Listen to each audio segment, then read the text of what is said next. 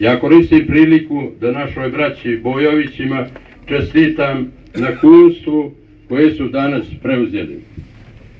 I u ime bratstva Bojovića i svih Vasevića znam da će oni časno nositi taj zamer i do godine nas obradovati svojim gostoprimstvom.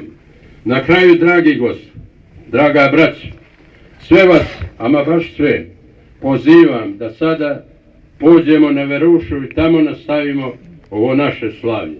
Srećno i živjeli!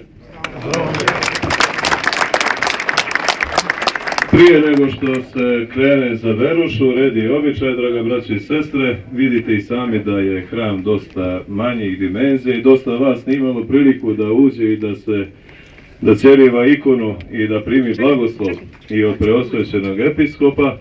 A do sada, kada budemo skidali odežde, možete ući u hram. U hramu se nalazi i kopija čudotvorne ikone Bogorodice Jerusalimske, koja je osveštana na samom grobu Gospodnjem, tako da dobijete blagoslov iz svete zemlje, odakle i sama vjera naša, da kažem, na neki način ispiriva.